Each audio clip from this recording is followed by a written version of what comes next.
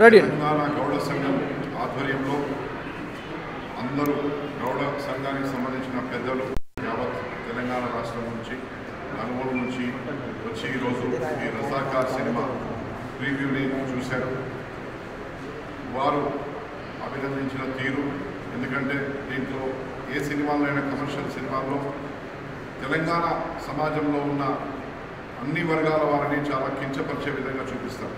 ఏ రౌడీయో, గుండానో, పైల్వానో లేక చిన్న చిన్న కార్యక్రమాలు చేసేవాళ్ళకి. కానీ ఈ సినిమా దీని ఇతివృత్తం ఆనాడు నిరంకుశ నిజాం ఆయన రాజ్యంలోనే, ఆయన సంస్థానంలోనే ఉన్న ప్రజల మీద దాడులు జరిపి మత మార్పిడి కోసం ఆయన చేసిన అకృత్యాలు అన్నీ ఇన్ని కావు. ఇప్పటి వరకు ఈ సృష్టి పుట్టిన తర్వాత యావత్ ప్రపంచంలో ఏ రాజు కూడా తన సొంత ప్రజల మీద, ఏ భారతదేశంలో కానీ ఇతర దేశాల్లో కూడా ఎక్కడ కూడా ఇంత అమానుషంగా ప్రవర్తించలేదు. అప్పటికే 200 సంవత్సరాలు పరిపాలించిన తర్వాత కూడా ఇంకా ఆకలి తీరక భారతదేశానికి స్వాతంత్రం వచ్చిన తర్వాత ఈ సంస్థానాలన్నీ కూడా విలీనమవుతుంటే ఈయన సంస్థానాన్ని పాకిస్తాన్లో కలుపుదాం అని కలలు కానీ, దాన్ని తుర్కిస్తాన్, ఉస్మానిస్తాన్ చేస్తారని కలలు కానీ ఈ ప్రాంతంలో ఉన్న హిందువుల మీద ఊచకోత నడిపించాడు. ఎవరైతే మత మార్పిడి చేయలేదో వాళ్ళను మానభంగానికి గురి చేశాడు. మహిళలను, పురుషులను చంపేశాడు. దాంట్లో ఎంతోమంది వీరులు, అన్ని వర్గాల నుంచి వచ్చిన వారు, మత్తిని మొగలయ్య గౌడ్, చాకలి ఐలమ్మ ఇలాంటి పెద్దలు ఈరోజు ఒక కుల సంఘానికి, ఆ కులాలకే వాళ్ళు దైవంగా చిత్రీకరించుకునే వ్యక్తులు ఆ రాజు ఆ నిజాం నిరంకుశ పాలనలో చంపబడ్డారు, వాళ్ళని హింసించబడ్డారు.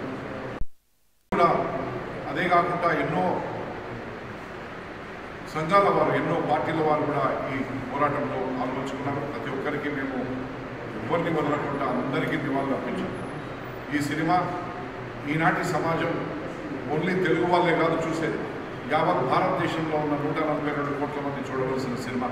ఎందుకంటే ఇది ఒక మతం మీద, ఒక మతానికి సంబంధించిన రాజు రజాకార్లు దాడి చేసి ఆనాడు దీన్ని తుర్కిస్తాన్గా మలవాలంటే అందరూ ఇస్లాంలోకి మారాలనే ఒక దురాలోచనతోని, ఒక పనికిరాని ఆలోచనతోని చేసిన అకృత్యాలే ఇవి. ఆనాటి ఒక సైలెంట్ మారణ హోమం, దాన్ని ఒక చిత్రంగా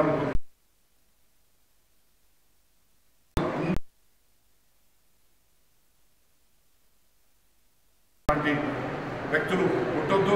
ఆనాటి మీర్ ఉస్మాన్ అలీ పాషా అనే వ్యక్తి పెద్ద వ్యక్తిగా ఎవరు కూడా ఇక్కడ అవతరించదు. ఎందుకంటే సొంత ప్రజల మీదనే ఒక అమానుషమైన దాడులు జరిపిన ఒక పెద్ద మనిషి, ఒక రాజ్య పెద్ద, ఒక సంస్థాన పెద్ద అంటే మీర్ ఉస్మాన్ అలీ పాషా ఒక్కడే.